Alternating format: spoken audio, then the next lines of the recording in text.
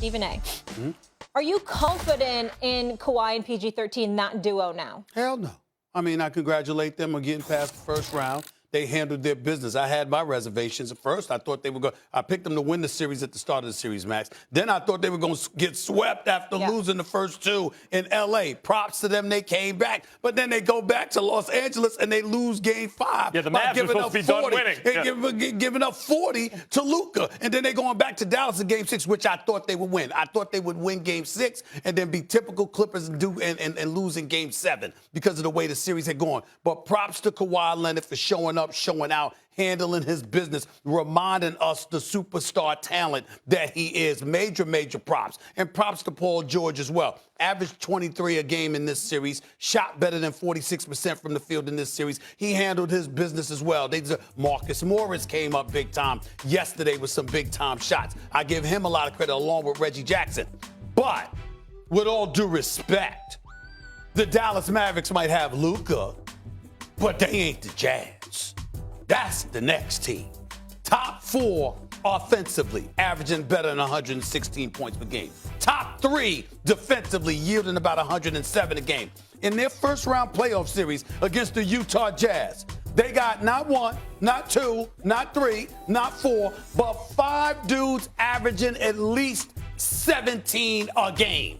They got elite perimeters, defenders like Conley and Royce O'Neal on the perimeter. You've got Rudy Gobert, who may be Defensive Player of the Year in the interior. And, oh, by the way, they got a superstar, too, because Donovan Mitchell is on that level. Facts. Let me be very, very clear. I'm not speculating. I ain't guessing. I don't need to see. I've seen it. Donovan Mitchell is D-Wade 2.0. This brother is something special. And whatever you had to deal with Luka, you going to have to deal with Donovan Mitchell. So Kawhi and Paul George, look out, because Donovan Mitchell is coming. The difference between him and Luka is that Donovan Mitchell got help. I didn't even remember Bogdanovich, Conley, and Gobert and those boys offensively, okay? Oh, and Engel as well. Ingles, Clarkson. Goes on and on. That's right, Ron Clark. He has help.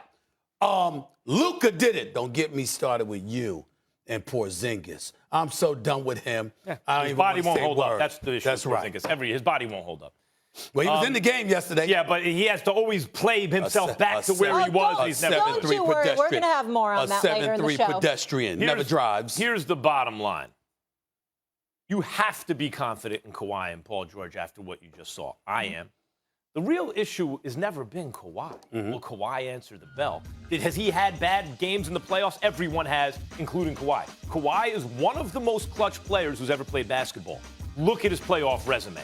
He is a 2-time Finals MVP. Once as a 22-year-old baby, and later on as the best guy on the team in Toronto for 2 different franchises. And by the way, Stephen A., that's just the Finals MVP. If they gave out playoff MVP, he'd have some of those too. Because he's had playoffs where by then you go, that dude was the most clutch dude in the playoffs, including the year he won it with Toronto. Okay. The series against Toronto was not his most impressive series. He went crazy that whole time. Okay, Kawhi as a lead dude in the playoffs, you have to be confident in. He did it again. You know what he did? By the way, when I say he did it again, you know what he did? You talk about Steph Curry, 50-40-90. He went 60-40-90 for this 7-game playoff series. How about this one? Kirk Goldsberry had this on ESPN.